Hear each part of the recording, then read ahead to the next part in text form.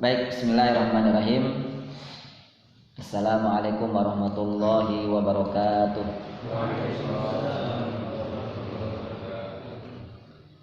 Innal hamdalillah nahmaduhu wa nasta'inuhu wa nastaghfiruh wa na'udzu billahi min syururi anfusina wa sayyiati a'malina.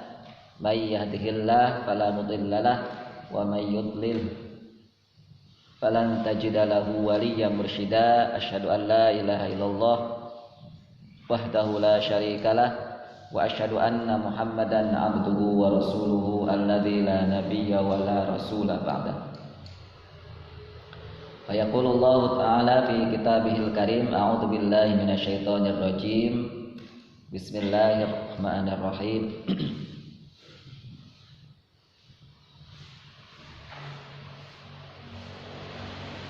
Ya ayyuhalladzina amanu taqullaha haqqa tuqatih wa la tamutunna illa wa antum muslimun. Alhamdulillah, ayyuhat talabah, para penuntut ilmu, para pencari surga, para pencari cahaya Allah Subhanahu wa ta'ala. Alhamdulillah, pada pagi hari ini kita bisa melanjutkan amal istimewa ini dengan duduk di majelis ilmu, dengan duduk di majelis cahaya yang kita berharap cahaya-cahaya yang ada di sekitar kita ini, baik itu masjid, baik itu ilmu dan sebagainya, bisa kita dapatkan, ya, bisa menyinari kita, menyinari keluarga kita, menyinari keluarga kita walaupun keluarga kita jauh, dan menyinari masyarakat kita, juga tidak lupa menyinari negeri ini. Untuk itu kita bersyukur kepada Allah Subhanahu wa ta'ala dari nikmat yang banyak ini, dari nikmat yang besar ini. Pada pagi hari ini di majelis kisah sebenarnya, tetapi kita masih belum menyelesaikan tema tentang adab yang kita akan rencanakan ke depannya, bahwa majelis kisah ini akan diselingi dengan kajian adab atau majelis adab, karena tema adab ini sama pentingnya dengan tema kisah.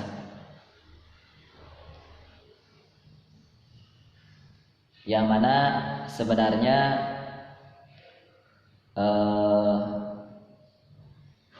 kondisi atau sikap atau ya budaya begitu ya, budaya negeri ini sudah mencontohkan berbagai banyak tentang potret adab. Apa yang menjadi budaya di negeri kita, dengan ada istilah sapa, senyum, salam, 3S apa 4S itu. Ya, itu budaya kita, itu budaya masyarakat Melayu Indonesia yang tidak dimiliki oleh banyak wilayah, banyak negara, banyak masyarakat. Dan budaya ini merupakan bahagian dari adab yang diajarkan, yang dicontohkan tentunya pertama kali oleh Nabi kita Sallallahu Alaihi Wasallam. Oleh karena itu, namun sebagian, ya, saya sampaikan lagi sebagian bahwa budaya beradab yang ada di negeri kita ini baru sebagian kecil tentang keagungan daripada ilmu adab, baru sebagian kecil saja. Karena perlu antum ketahui, yang namanya adab bukan hanya tegur sapa, ya. Yang namanya adab bukan hanya saling sapa, saling salam. Yang namanya adab bukan hanya saling senyum, bukan hanya itu. Itu bagian kecil daripada tema adab.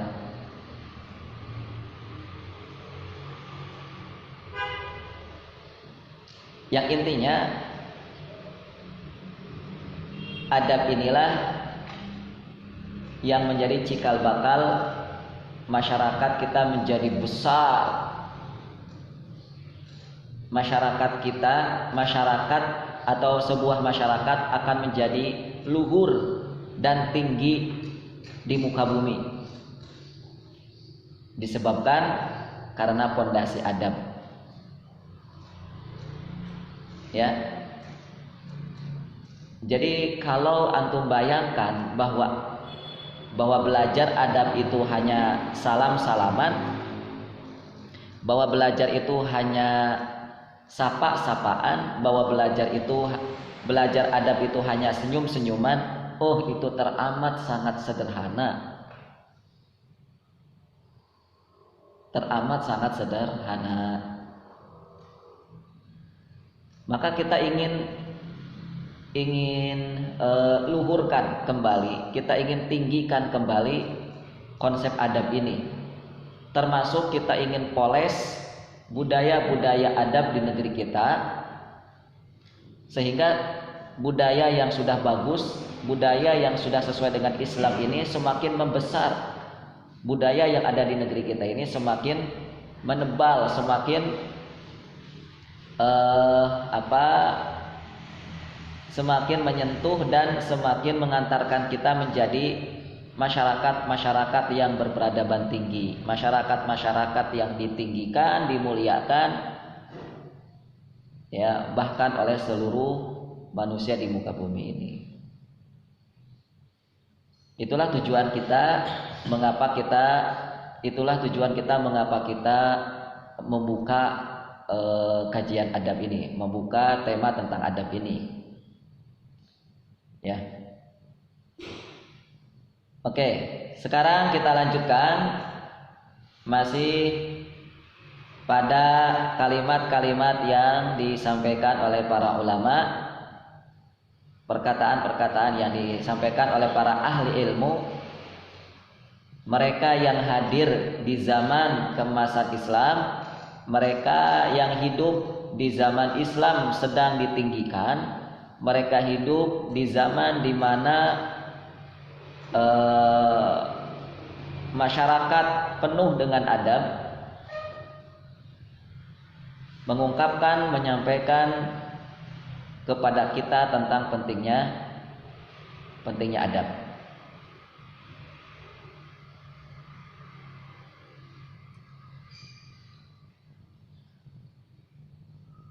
Yuhafillah rahimani wa rahimakumullah.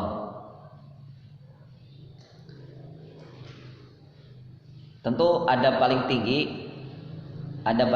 tentunya sebagaimana yang diajarkan oleh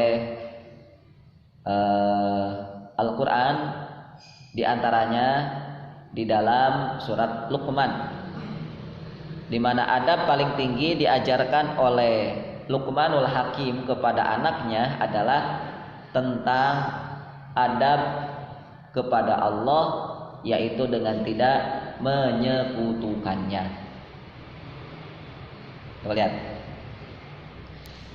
Allah Subhanahu wa taala berfirman, ya bunayya, a'udzubillahi minasyaitonir rajim, ya bunayya la tusyrik billah inna syirka la dzulmun adzim. La tusyrik, wahai anakku, janganlah engkau menyekutukan Allah. menyekutukan Allah, sama saja kita tidak beradab. Jadi sebuah masyarakat ya, taruhlah masyarakat yang disiplin, masyarakat yang selalu senyum, masyarakat yang selalu tegur sapa, tapi masih menyekutukan Allah, masih layakkah mereka, masyarakat ini disebut masyarakat beradab? Tidak.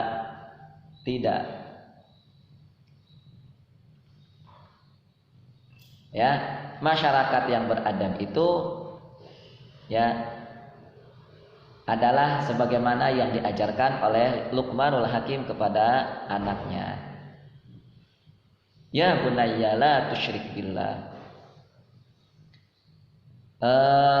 Mengajarkan agar anak tidak menyekutukan Allah, mengajarkan agar tidak menyekutukan Allah itu harus sudah mulai dari anak-anak. Nah, gitu. Ini poin penting. Mengajarkan anak agar beradab dulu sama Allah, mengajarkan adab agar tidak menyekutukan Allah, agar beradab kepada Allah itu harus sudah dimulai dari anak-anak. La tusyrik billah.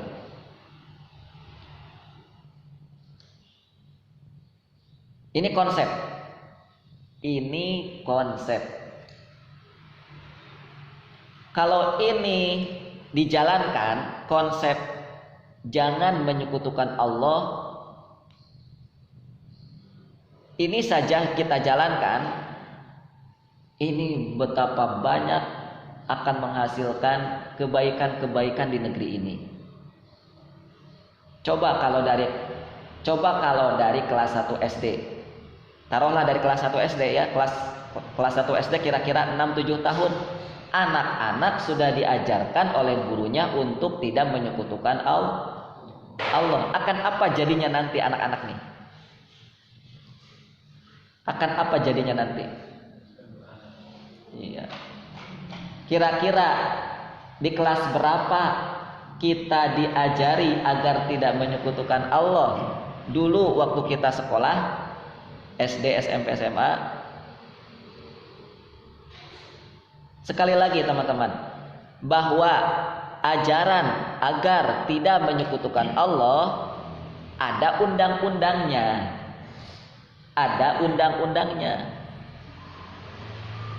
Jadi sudah dilindungi oleh undang-undang Indonesia, oleh undang-undang dasar. Ya, kemarin kita sudah jelaskan itu. Baik. Sudah lah ya. Itu kita akan mulai dari konsep itu. Nah, dari konsep itu Al-Quran surat Luqman ayat berapa itu ya? Pokoknya halaman kedua.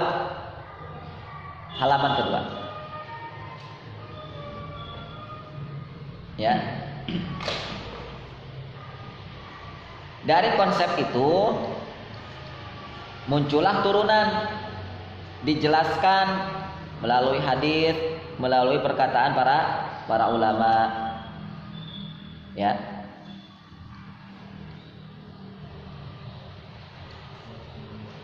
Ayat 13. Catat itu baik-baik. Biar antum tidak salah menjadi suami, biar antum tidak salah menjadi ayah. Jangan diulangi lagi ya. Jangan diulangi lagi kesalahan-kesalahan yang dilakukan oleh ayah-ayah kita, oleh kakek uyut kita. Bahwa penanaman adab harus dimulai dari sejak kecil. Bahwa penanaman adab harus sudah dimulai sejak di rumah, bukan di sekolah. Dan penanaman adab yang paling utama adalah adab kepada Allah Ta'ala.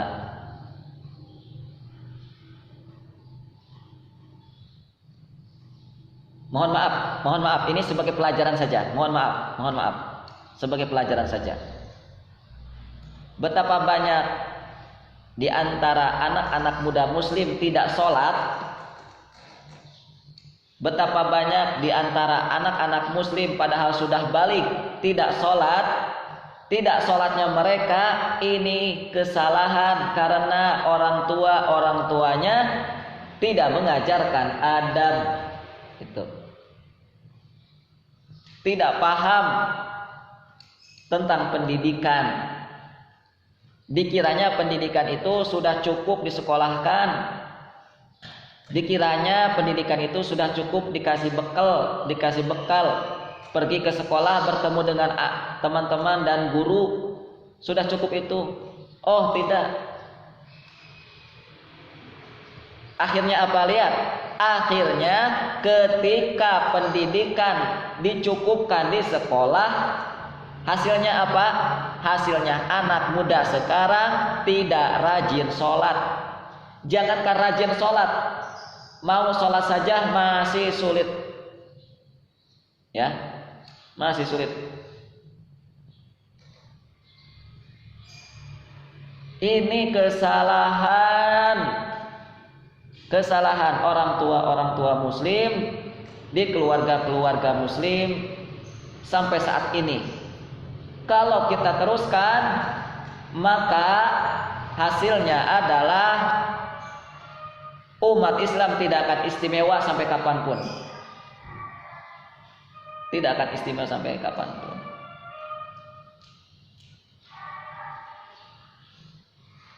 Ya.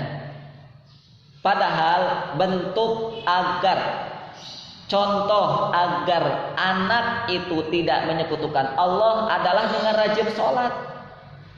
Itu caranya. Gimana sih agar anak tidak menyekutukan Allah? Suruh anak-anak rajin sholat. Itu salah satu bentuknya. Kok ada anak dibiarkan ketika azan berkumandang masih asyik dengan gamenya, masih asyik dengan TV-nya? Itu orang tua yang tidak beradab. Itu orang tua yang durhaka. Orang tua yang durhaka kepada anaknya. Jadi jangan dibayangkan kedurhakaan itu dari anak ke orang tua saja, tidak. Tapi kedurhakaan juga bisa terjadi dari orang tua kepada anaknya.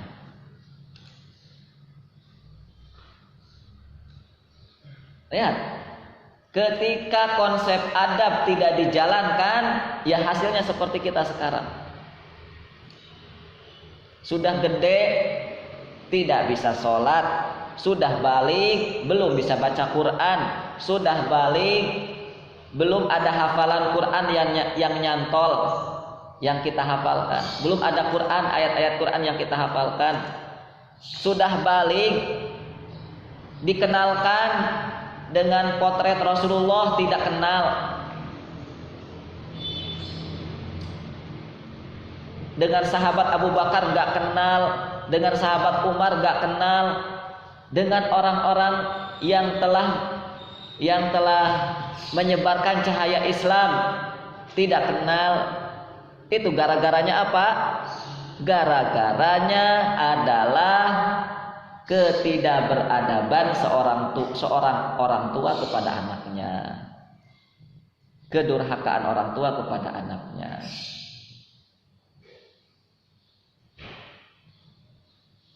Jadi kalau melihat kegagalan dan keruksakan anak-anak muda muslim hari ini, sebelum menyalahkan pemerintah, sebelum menyalahkan masyarakat, salahkan dulu orang tuanya.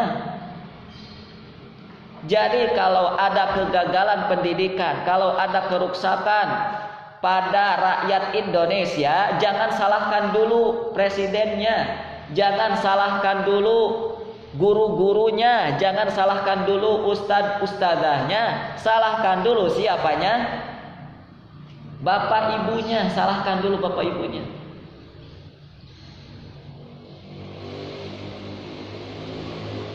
Memangnya yang melahirkan anak-anak itu apakah Bapak Presiden? Memangnya yang melahirkan antum ini apakah guru-guru antum? Dari siapa antum lahir? Dari bapak ibu antum lah. Kok enak saja lahir hasil kerja sama bapak ibu antum, tapi ketika sudah lahir, sudah gede, ketika dia gagal umpamanya, kok nyalahin gurunya. Ketika anak itu gagal, rusak, kok nyalahin masyarakatnya? Salahkan dulu. Dari siapa anak ini, dari perut siapa anakmu ini lahir? Dari perutmu lah. Gitu.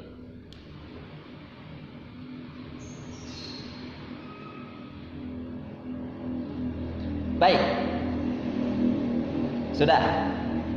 Kita lanjutkan lagi perkataan dari para ulama kita ya.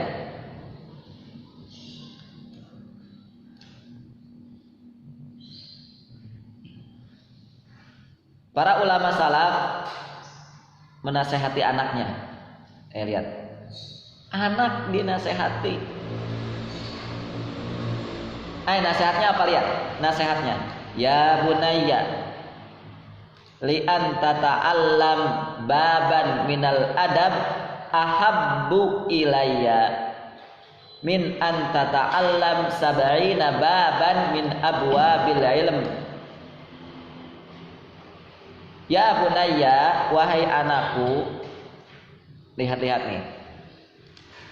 Kalau masyarakat muslim ingin memiliki peradaban tinggi, tiru nih kalimat. Tiru. Kalimatnya gimana? Lihat. Wahai anakku, li anta ta'allam baban minal adab ahabbu. Aku lebih suka melihatmu, aku lebih suka melihatmu mempelajari baban, satu bab saja. Satu bab saja, bukan satu buku, bukan satu jilid, ya, bukan satu kitab. Satu bab saja. Aku lebih suka kamu mempelajari satu adab dibandingkan anta ta'allam min sab'in 70 bab min abwabil ilm, dari bab-bab tentang ilmu.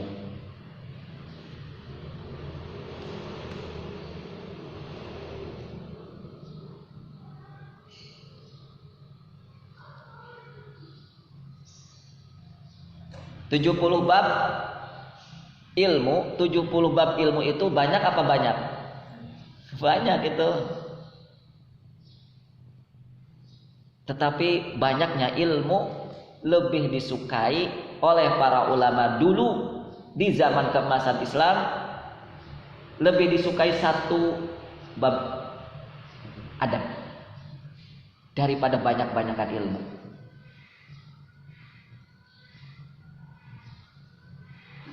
Ini contoh masyarakat sehat. Ini contoh masyarakat yang tidak berpenyakit. Ini contoh masyarakat yang hidup. Kebalikannya, contoh orang yang sakit, bukan hanya tidur di kasur ya. Contoh masyarakat sakit. Contoh masyarakat sakit itu lebih menyukai banyak-banyakan ilmu daripada adab. Itu.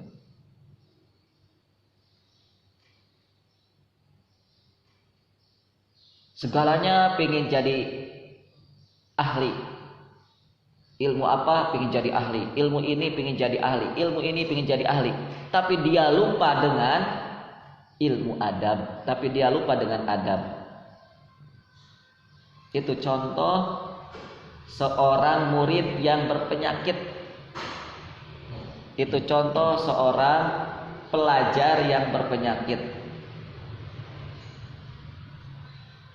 Padahal untuk bisa bermanfaat sebuah ilmu harus ditazkiyah, dibersihkan, diobati itu penyakit. Kalau masih ada penyakit, maka sebanyak apapun makanan yang dimakan, ya, maka tidak akan bermanfaat.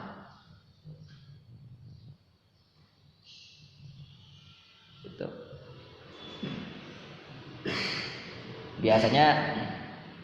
Biasanya kalau dokter menasehati pasien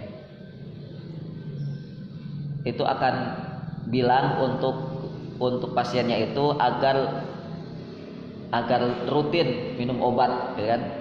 Ketika ada pasien yang sakit, dan di stop makanan. Kalau perlu makanan dibatasi. Kenapa? Percuma. Makanan apa masuk, makanan ini masuk, nanti bukannya sehat malah tambah sakit. Begitu kan kalau dalam posisi pasien itu, posisi orang yang sakit itu. Ya. Pasti orang tua yang namanya dokter akan menahan. Mas, jangan dulu makan ini ya. Gitu pastinya. Mbak, jangan dulu makan ini ya. Dibatasi makannya, jangan ini, jangan itu. Makan obat yang banyak atau makan obat ini rutin, ya rutin. Mesti kan begitu. Yang namanya pasien yang sedang sakit, yang namanya orang lagi sakit itu. Begitu juga ketika seorang manusia ketika dia sakit, ya, ketika dia sakit, maka yang harusnya diperbanyak adalah obatnya.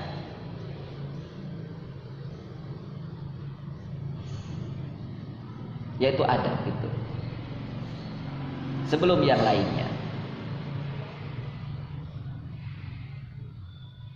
Maka teman-teman, kalau ilmu tanpa adab itu bisa menjadi penyakit. Ya.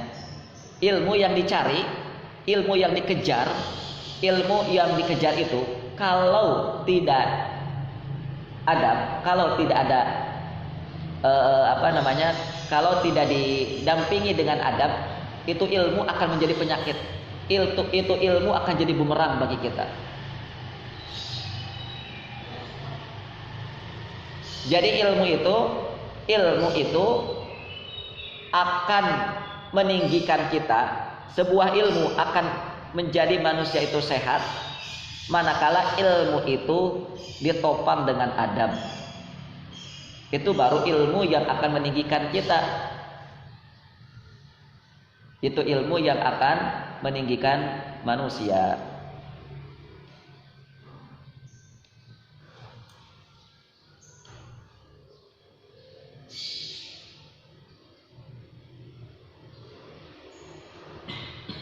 Ibrahim bin Hubayb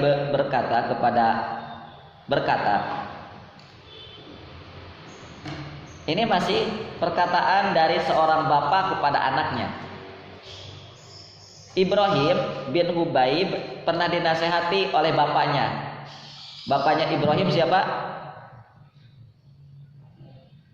Bapaknya Ibrahim bin Hubayb siapa namanya? Ya Hubayb lah, atau gimana sih? Ibrahim anaknya Hubayb gitu.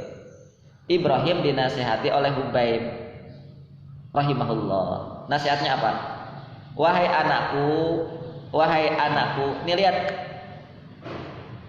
Ini potret masyarakat yang ada di zaman keemasan Islam. Ucapan-ucapan kepada anaknya itu bukan banyak-banyakan. Perhatikan dulu ya. Wahai anakku, datangilah tuh para fuqaha, para ulama, datangi dan pelajari dari mereka serta ambillah adab mereka,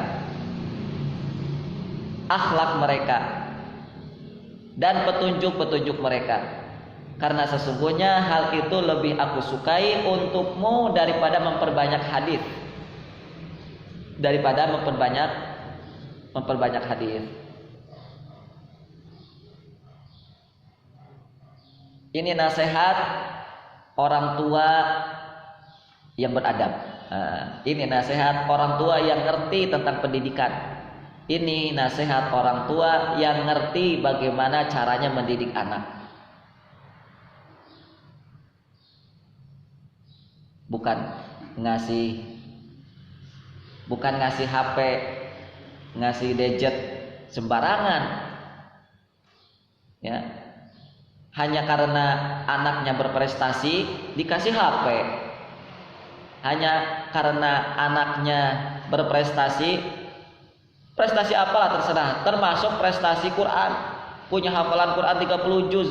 Anak usia baru 7-10 tahun hanya gara-gara dia sudah hafal Quran 30 juz dikasih HP, hancur nanti ini anak. Wallahi hancur.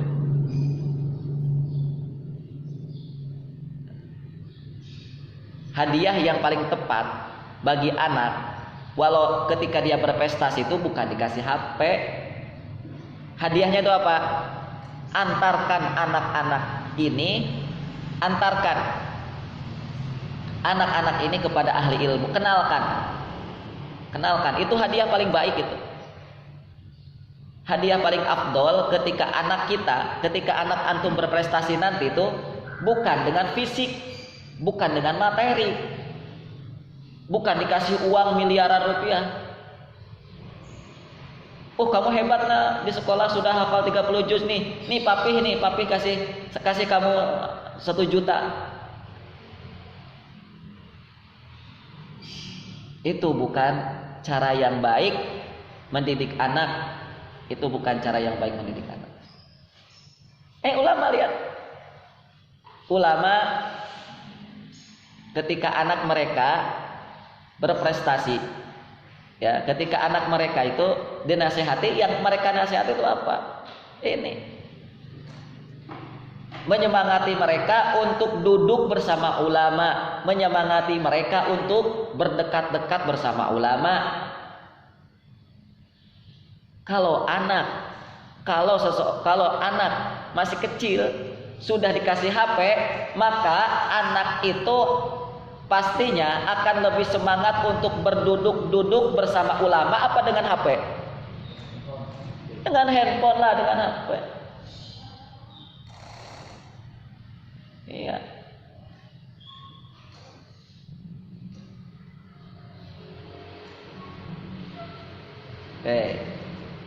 Ini nggak sederhana tuh teman-teman, begini tuh. Nggak sederhana. Ini butuh kekuatan seorang orang tua. Ini butuh kekuatan figur seorang bapak. Kalau figur seorang bapaknya nggak kuat di mata anak, itu akan disepelekan. Disepelekan. Nah, bagaimana caranya agar figur seorang bapak itu kokoh dan kuat di depan mata anak? Contohlah ayahnya Ibrahim ini, yaitu Hubaib. Kenapa Hubaib rahimahullah menasihati anaknya agar duduk bersama para ulama? Karena Hubaib sudah cinta dengan ulama rahimahullah. Karena Hubaib rahimahullah, beliau begitu mencintai, menyukai ilmu, maka wajar yang dinasehati untuk anaknya adalah ilmu dan adab. Maka lihat nih, antum sebelum nikah ya, antum mau nikah tahun berapa? Mau nikah usia berapa? Antum kalau belum nikah nih, mumpung belum nikah ya, coba raba dada antum nih. Raba, kira-kira yang ada di dada saya, apa yang saya paling sukai? Yang paling saya sukai di dada saya ini apa? Coba diraba. Karena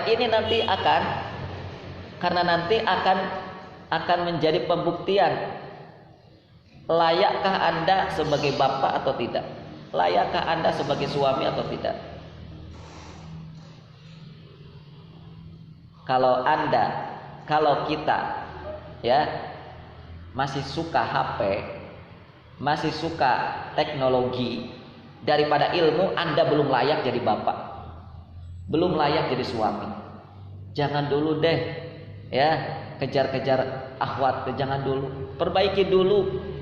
Karena Allah Subhanahu wa taala juga berfirman, anfusakum, perbaiki dulu, baru wa ahlikum, baru istri, baru anak. Lah ini dirinya aja masih rusak, dirinya aja masih berpenyakit, gimana bisa mengobati keluarga, ya kan?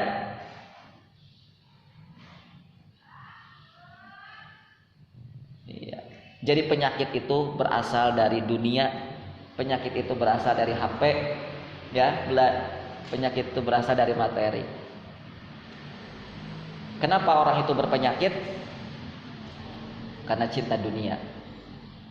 Nah, karena cinta dunia. Maka diraba, kita ini masih cinta dunia atau sudah cinta ilmu?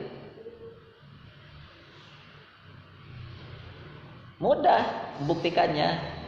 Kalau kita sudah cinta ilmu, maka pasti tidak akan pernah bosan dengan Quran. Mudah membuktikannya. Memangnya kita bisa mendapatkan ilmu dari mana? Kalau bukan dari Quran? Hah? Kita mau mendapatkan ilmu dari mana kalau bukan dari Quran? Kecuali ilmu sihir. Mau nyari ilmu sihir? Kecuali ilmu sihir nggak ada dalam Quran.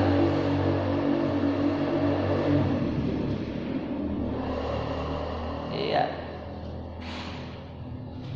Jadi ilmu, kalau kita sudah cinta dengan ilmu, maka buktikan dengan Quran itu.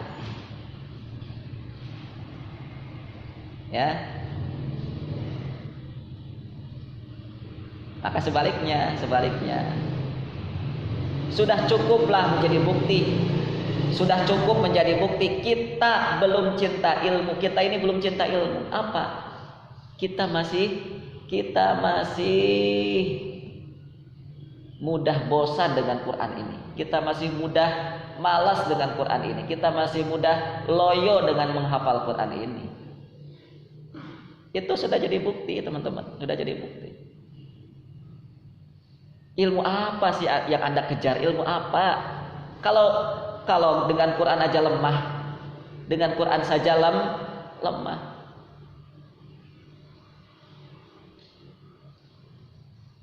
Al-Imam Ibnul Mubarak mengatakan, kadal adab tulu taidin.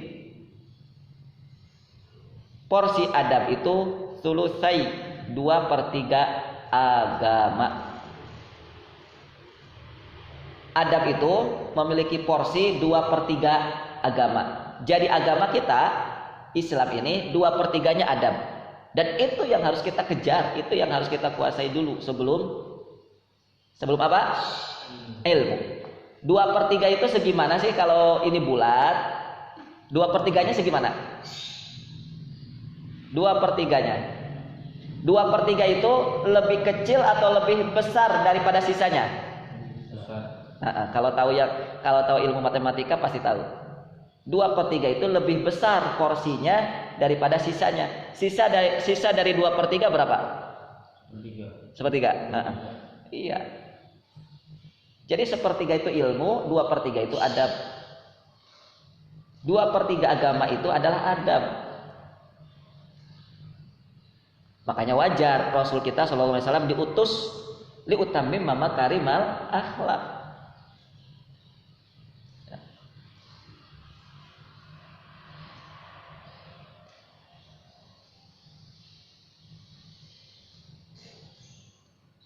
Akhlak ya sama persis dengan adab lah. Cuma nanti ada perbedaan beberapa hal.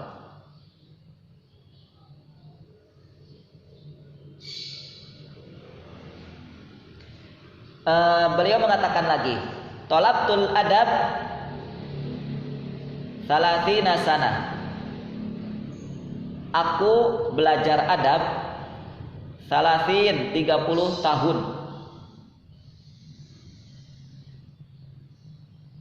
Wa talabtul ilm 20 sanah Al-Imam Ibnu Mubarak mengatakan bahwa aku belajar adab 30 tahun dan belajar ilmu Ishrin berapa?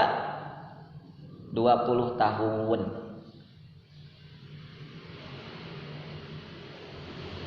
Puluh tahun belajar adab, 20 tahun belajar ilmu. Ya jadilah Imam Ibnu Mubarak. Tahu nggak Imam Ibnu Mubarak? Ya nggak tahu lah. Belum tahu kan? Ya. Ilmu besar, ulama besar Imam Ibnu Mubarak.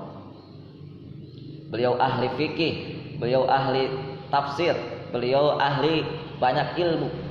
Orang kaya.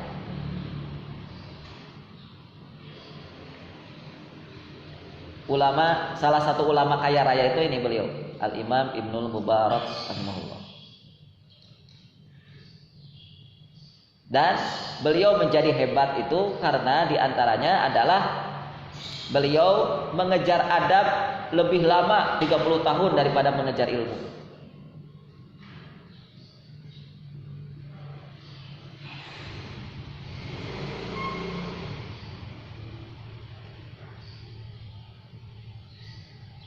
Jadi belajar ilmu itu tidak rumit teman-teman sebenarnya dibandingkan dengan belajar adab. Justru yang rumit, yang sulit itu belajar adab. Mengapa perlu lama?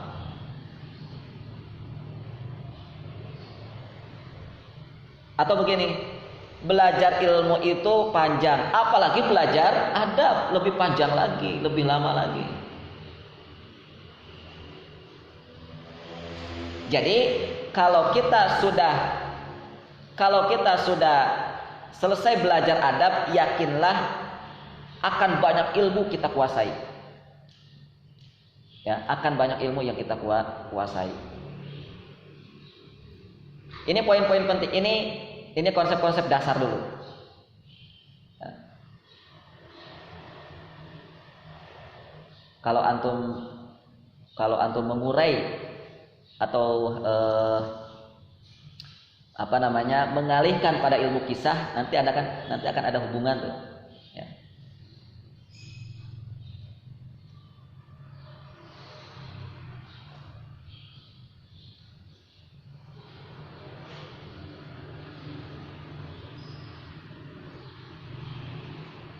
Sama juga apa yang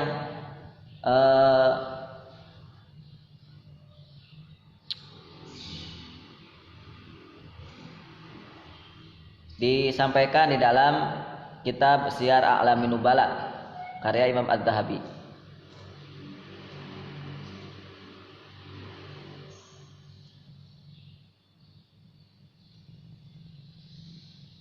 Tentang potretnya Imam Malik, bahwa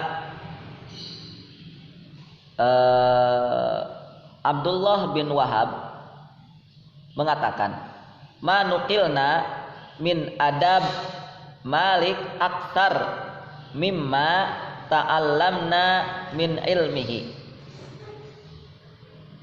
Apa yang kami catat dari adabnya Imam Malik lebih banyak daripada mencatat ilmunya Imam Malik. Ini murid-muridnya Imam Malik. Murid-muridnya Imam Malik, salah satunya Abdullah bin Wahab, mengatakan bahwa manukilna min adab Malik. Kami lebih banyak mencatat adabnya Imam Malik daripada menulis ilmunya Imam Malik. Jadi murid-murid dahulu itu teman-teman, yang namanya penuntut ilmu di zaman keemasan Islam itu, mereka lebih berkonsentrasi pada adab daripada pada ilmu, daripada banyak-banyakan menghafal hadis, daripada banyak-banyakan ilmu. Sekali lagi bahwa ini bukan mengatakan berarti tidak boleh menghafal ilmu. Oh, itu nggak bisa apa-apalah kita kalau tanpa ilmu, kan? Nggak bisa apa-apa kalau kita tanpa menghafal. Tapi ini untuk menjelaskan tentang tentang pentingnya adab. Dan supaya di pandangan kita ini bahwa yang paling besar itu adalah porsi adab, itu supaya kita pahami dulu.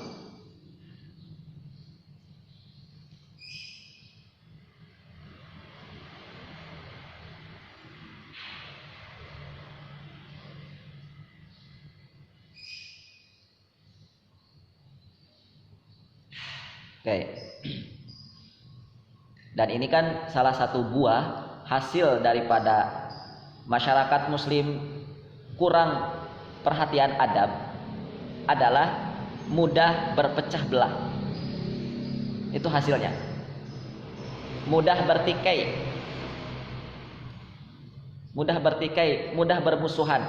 Itu hasil daripada kurang perhatian masyarakat muslim terhadap adab. Termasuk banyaknya kejahatan, kriminalisme di negara itu, di sebuah negara itu efek dari apa? Efek daripada pemerintah, efek dari sebuah bangsa itu kurang perhatian terhadap adab rakyatnya. Apa sih yang dicari dari sebuah negara? Buat apa sebuah negara itu kaya raya? Buat apa sebuah negara itu makmur sentosa gitu? Makmur itu banyak gedung misalnya gitu ya, tinggi-tinggi pemasukan uang kas negara selalu surplus misalnya ya. Selalu lebih lah gitu. Buat apa rakyatnya kaya raya tetapi kriminalismenya sangat tinggi, tetapi tingkat kriminalisme dan kejahatan di sebuah negara itu sangat tinggi? Antum pernah ngecek nggak tingkat kriminalisme di dunia di negara mana paling tinggi? Amerika. Silakan dicek ya. Soalnya saya belum ke Afrika, saya belum ke Amerika. Coba dicek. Ya. Untuk membuktikan bahwa tidak ada manfaatnya sebuah kekayaan. Nggak ada manfaatnya ketenaran itu. Orang itu tenar, terkenal, kaya raya itu nggak ada manfaatnya kalau masyarakatnya rusak. Masyarakat rusak itu dibuktikan dengan apa? Yaitu tingkat kriminalismenya tinggi. Jepang, tahu Jepang? Oh berarti antum pernah ke sana. Udah kan gitu katanya di televisi itu, Jepang itu kan hampir per berapa jam lah gitu selalu ada yang bunuh diri. Berapa menit, berapa jam? Jepang itu. Ya, Jepang sebagai penguasa teknologi terdahsyat, salah satunya negara Jepang di dunia ini. Tapi masyarakatnya, tapi rakyatnya mudah sekali bunuh diri. Bunuh diri. Sampai-sampai perlu ada tempat bunuh diri khusus. Jadi katanya sih begitu, di Jepang itu ada sebuah tempat, Mas kalau mau bunuh diri di sini aja, sampai begitu. Iya, bunuh diri sampai di apa itu namanya? Ada di kereta api, itu ada di stasiun gitulah, di tempat-tempat keramaian gitu. Jadi pemerintah Jepang itu mungkin saking bingungnya akhirnya membuatkan solusi, kalau mau bunuh diri di sini saja, gitu. Itu solusi apa bukan? Bukan, ngawur itu. Nah itu makanya, itu artinya kan sama saja melegalkan bunuh diri kan? Ya kayak ada seorang menteri saking bingungnya mengatasi perzinahan, akhirnya dibuatkanlah tempat prostitusi. Jadi kalau berzina itu jangan di sebarang tempat lah, di sini aja gitu. Kayak begitu. Sama seperti mabok-mabokan gitu. Kalau mau mabok jangan di mana aja nih. Di tempatnya di sini aja, kayak gitu. Ya. Wallahu a'lam.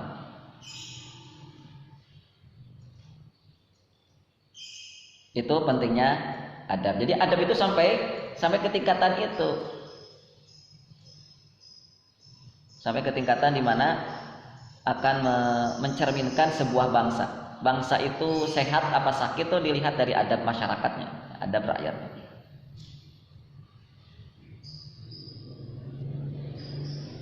Kemarin kita sampaikan tentang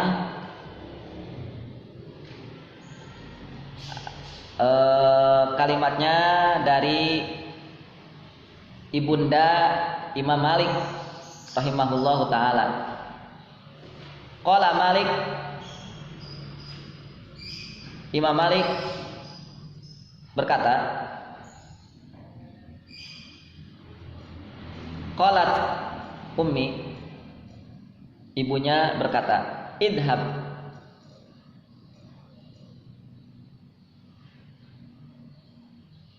pergilah, faktubul ilm, dan belajarlah ilmu, tulislah ilmu. Faqalat ta'al, maka ibunya mengatakan, kesini dulu. Sebelum berangkat menuntut ilmu, ibunya mendandani Imam Malik. Fala bisa thiyabal ilm, maka Imam Malik dipakaikan pakaian ilmu. Ada pakaian ilmu itu artinya ada pakaian khusus untuk belajar. Nah, itu salah satu adab yang dicontohkan oleh para ulama dulu. Jadi pakaian itu tidak sama. Harus ada pakaian khusus untuk ilmu. Ya iyalah, masa pakaian sepak bola dipakai untuk menuntut ilmu. Fa'al basatni mismarah, maka ibuku memakaikan aku mismarah. Mismarah adalah jenis pakaian. Lalu wawadoat at-tawilah ala ra'si, kemudian meletakkan penutup kepala atau peci gitu kalau kita di kepalaku. Wa amamatni fauqaha, kemudian memakaikan sorban di atas peci. Nah, jadi di atas peci mungkin ya nggak mungkin peci kayak saya ini. Ya peci mungkin peci Arab lah gitu ya. Karena Imam Malik kan orang Arab. Imam Malik itu orang Madinah.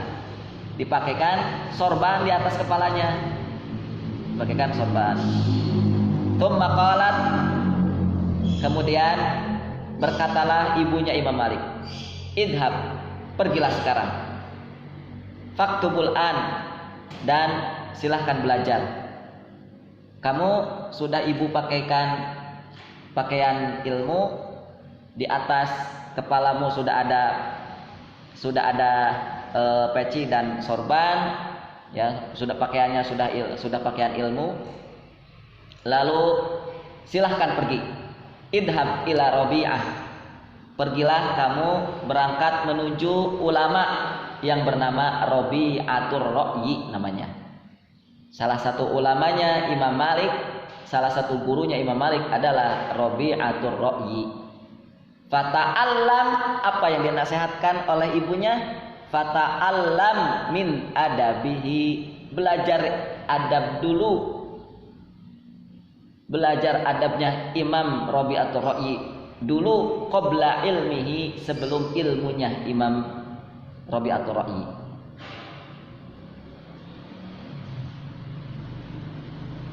Antum tahu gimana cara memilih istri yang solehah? Nah, ini kayak ibunya Imam Malik. Kayak ibunya Imam Malik. Kalau antum berhasil mendapatkan akhwat yang seperti ini, pasti ulama nanti jadinya anak antum. Tapi nyarinya di mana? Ibu kayak Imam Malik nih. Bisa nggak di Facebook? Nyarinya kayak ibunya Imam Malik nih, nyarinya di mana? Di Facebook atau di Twitter? Instagram atau di YouTube?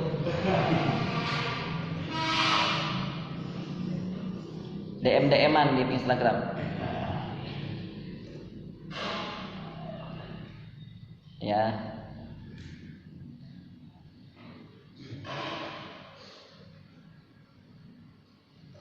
Lihat, ini sulit sekali kita menemukan orang tua yang kayak gini, itu sulit. Sungguh sangat sulit. Baik.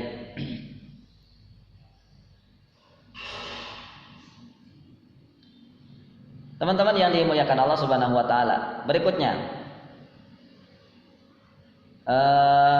ada seorang ulama namanya Musa bin Nusair.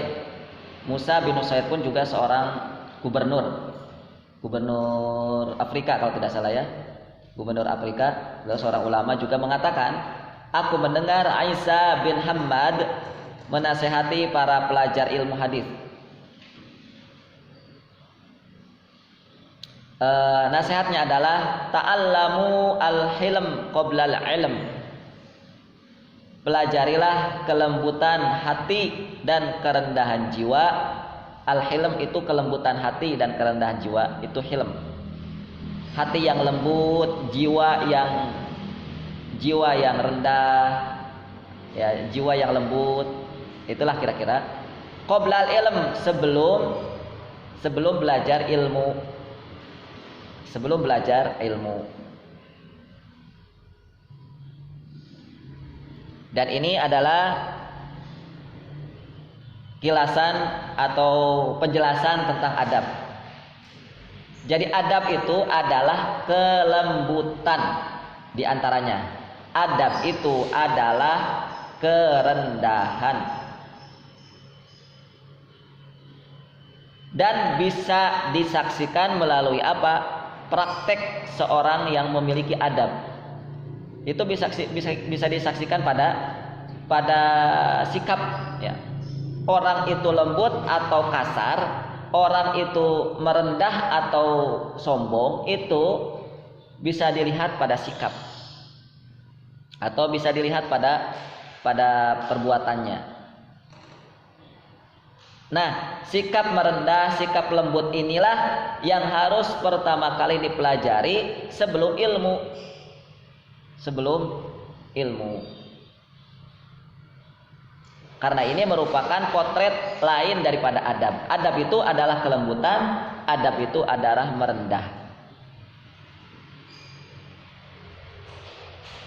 Adab itu adalah tidak kasar, adab itu adalah tidak sombong, atau adab itu tidak jumawa. Itu adab.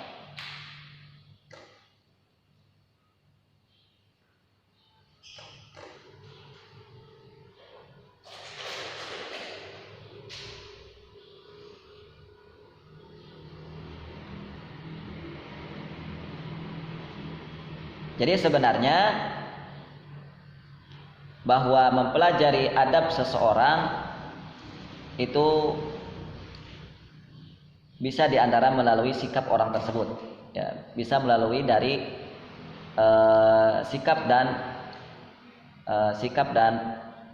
perilaku orang tersebut.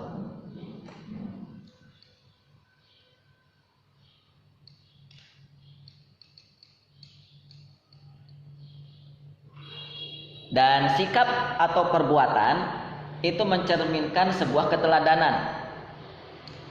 Ya. Jadi orang itu kenapa layak diteladani? Seseorang itu kenapa layak dicontoh? Karena sudah dibuktikan dengan praktek. Karena dia sudah membuktikannya dengan perbuatannya. Makanya dia kenapa layak diteladani. Gitu kan? Kalau seseorang itu punya ilmu tapi hanya baru di lisan, maka itu belum menjadi sebuah keteladanan. Keteladanan itu manakala ilmunya sudah mengaplikasikannya melalui perbuatannya, sudah teraplikasikan lewat perbuatannya. Jadi cermin ilmunya adalah di dalam perbuatannya itu.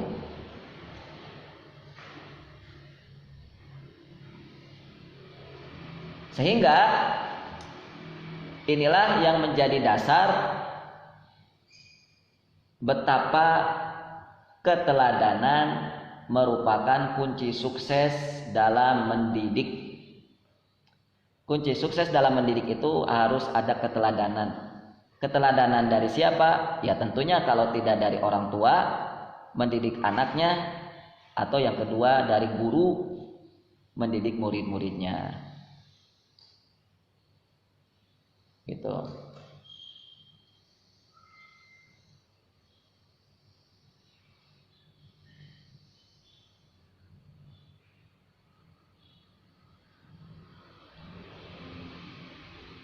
Baik, Al-Imam Syafi'i suatu hari menemui Khalifah Harun Ar-Rasyid. Kemudian Imam Syafi'i dipersilahkan masuk oleh Khalifah dan duduk berdekatan dengan seorang yang bernama Abdus Somad. Siapa ini? Beliau adalah guru dari anak-anaknya Harun Ar-Rasyid, yaitu Al-Ma'mun dan Al-Amin. Begitu duduk,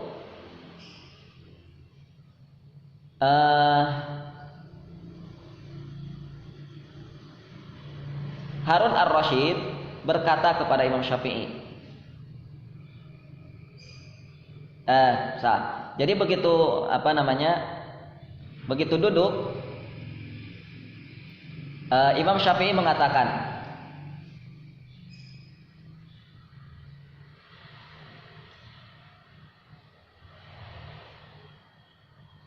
wahai Amirul Mukminin, ini adalah anak-anak khalifah, berarti anak-anak khalifahnya di situ sudah ada. Dan ini adalah guru mereka.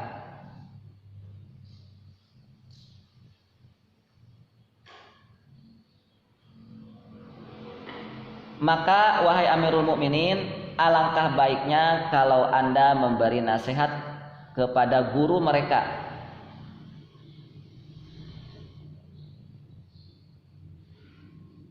Nasihat apa? Terserah nasihat apa, yang jelas Imam Syafi'i mengatakan dengan kalimat berikutnya, liyakun awwal ma tabda'u bihi min islahi auladi amiril mu'minin huwa islahu nafsihi. Jadikanlah permulaan sebuah perbaikan untuk anak-anak Amirul Mukminin adalah dengan memperbaiki dirimu, memperbaiki guru, memperbaiki pengajar, memperbaiki orang tua. Kenapa alasannya? Fa inna a'yunahum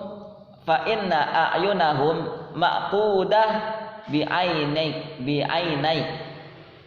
Karena mata anak-anakmu wahai Amirul Mukminin, mata murid itu akan terikat dengan kedua mata guru. Akan terikat pada kedua mata guru. Apa yang dipandang oleh guru akan disaksikan oleh anak. Fal hasan indahum ma tuhsinuhu wal qabih indahum matat rukuhu. Yang baik menurut mereka adalah yang kamu anggap baik. Yang baik menurut anak-anakmu adalah yang dianggap baik oleh guru, oleh orang tua. Ya. Yang buruk menurut anak-anak itu apa yang dianggap buruk atau yang ditinggalkan oleh orang tua ataupun murid ataupun guru. Jadi sikap seorang murid, sikap seorang guru, sikap seorang orang tua itu akan menjadi pelajaran, akan menjadi pelajaran bagi anak-anak, akan menjadi pelajaran berharga bagi siapa namanya, bagi murid. Karena yang namanya anak, mereka itu akan jauh lebih bisa mencontoh, mempraktekkan apa yang dilihatnya dari gurunya daripada memahami apa yang dia dengarkan dari gurunya. Itu namanya anak. Makanya kenapa pentingnya adab itu, yaitu di situ. Karena di usia anak itu belum tepat ketika menjelaskan sesuatu dengan apa? Dengan teori, belum tepat. Ketika di usia anak-anak itu, yang paling tepat adalah jelaskan dengan praktek. Itu yang paling tepat. Paham? Ya. Mau menjelaskan apa? Mau menjelaskan tentang tanggung jawab.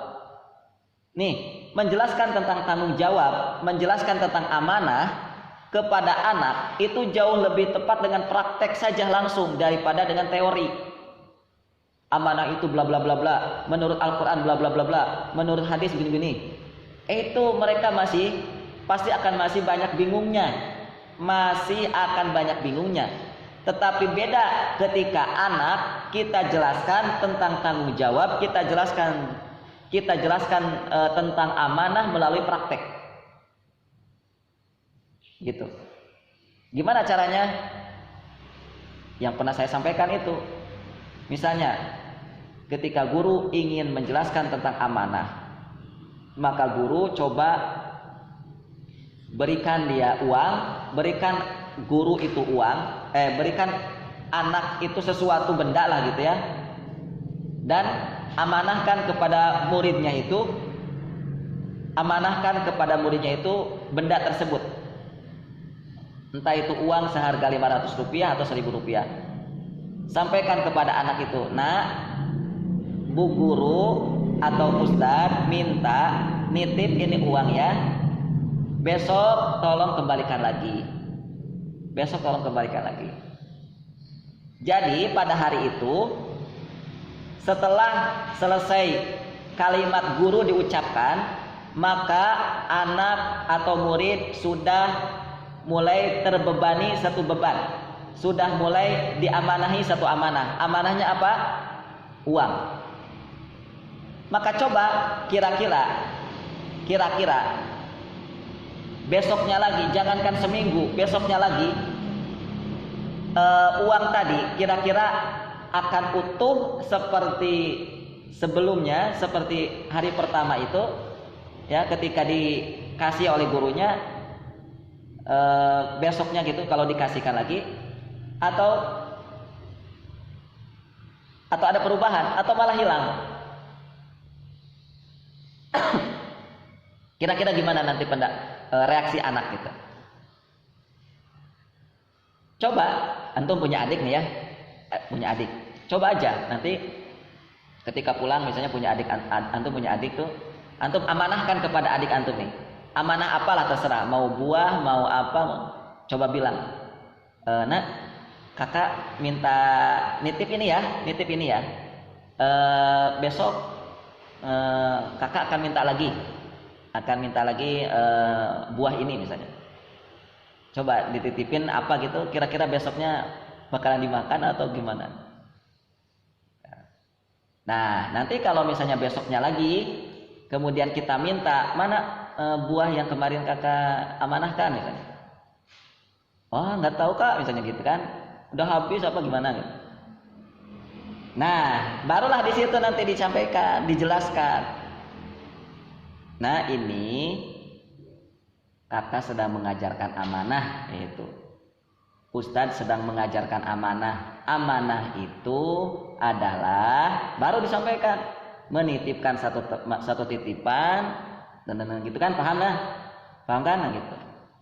Menitipkan satu titipan agar kamu bisa menjaga dan bisa mengembalikan lagi, itu amanah. Itu kalau anak sudah dilatih seperti itu dari kecil, top itu nanti. Karena anak antum tahu kan, anak dia masih akal nalurinya belum sempurna. Ya, mudah terombang-ambing, lupa ini gitu. Dan pasti sekali, dua kali, tiga kali, empat kali pasti gagal itu. Antum mengamanahkan apa kepada anak pasti gagal.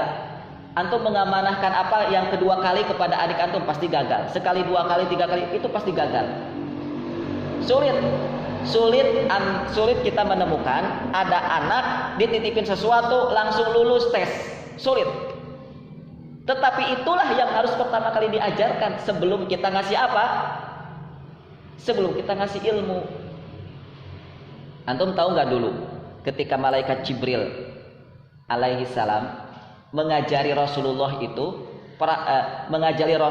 baik itu wudu ataupun sholat ataupun haji, itu kira-kira bagaimana cara malaikat Jibril mengajari Nabi Muhammad? Dengan praktek, bukan dengan teori. Wahai Muhammad, ya, malaikat Jibril misalnya mengatakan, ya Rasulullah, atau Muhammad misalnya gitu ya, pernah juga menyebutkan Muhammad. Perhatikan, itu nanti antum akan temui di dalam kitab Sahih Bukhari. Perhatikan ini sholat, takbiratul ihram. Malaikat Jibril mempraktekkan sholat, Allahu Akbar, takbiratul ihram. Kemudian termasuk dengan mempraktekkan jam kapan, waktu kapan sholat. Sholat itu kapan, langsung dipraktekkan oleh malaikat Jibril. Dilihat oleh Rasulullah, oh begini ruku, oh begini sujud. Jadi sujudnya kita ini bersandar menyambung sampai ke malaikat Jibril. Itu. Begitu juga wudu. Nabi Muhammad diajari wudu oleh malaikat Jibril langsung dengan praktek. Begitupun Rasulullah mengajari sahabat-sahabatnya. Begitupun sahabat-sahabat mengajari anak-anak mereka. Begitu pakai praktek. Jadi praktek itulah sebenarnya yang paling ampuh, ya, untuk memperbaiki generasi itu dengan praktek. Makanya kenapa pentingnya kisah? Ayo, kira-kira apa pentingnya kisah dikaitkan dengan praktek?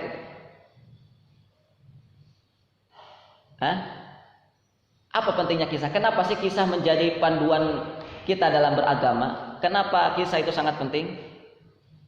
Kenapa?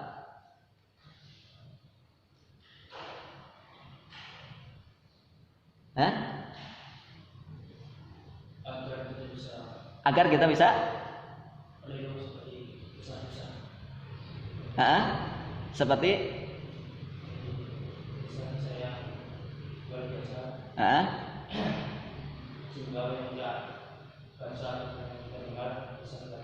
ayo, ada yang mau bisa nambahkan?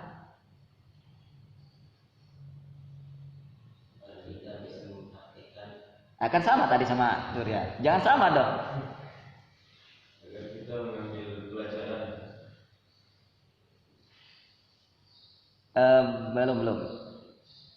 Apa pentingnya kisah? Agar apa yang kita baca itu nyata. Ayo itu, masya Allah. Syukran, jazakumullah khairan. Erdo sama Surya, luar biasa. Kisah itu kan praktek kan? Nah iya, namanya kisah. Mau kisah apa? Itu praktek itu langsung. Yang namanya sejarah, kisah itu adalah praktek atau aplikasi nyata dari sebuah ilmu. Antum mau nerangin ilmu apa? Mau nerangin ilmu apa coba? ilmu khusyuk. Ilmu khusyuk ketika sholat. Gimana caranya? Sampaikan kisah. Kisah seorang ulama, seorang sahabat dalam sholatnya gimana. Nah, kan Rasulullah pernah nguji Ali bin Abi Thalib, pernah tahu kisahnya? Rasulullah pernah Ali bin Abi Thalib radhiyallahu anhu pernah diuji sholat oleh Rasulullah. Diujinya gimana? Sorban. Ya udah, akhirnya intinya Ali bin Abi Thalib tidak khusyuk. Disuruh balik lagi sholatnya. Atau gimana, apakah kisahnya begitu? Dikasih ujian. Nah, itu ilmu khusyuk. Ilmu khusyuk itu ya seperti itu. Jadi teman-teman, ilmu praktek itu sama pentingnya dengan ilmu adab. Ilmu adab itu sama pentingnya dengan ilmu kisah. Sudahlah ya. Jadi kalau mau mengajari ilmu apapun itu mudahnya dengan praktek. Wallahu ta'ala bishawab. Baik. Kita masuki majelis tasmih. Silakan kepada pembaca dimulai.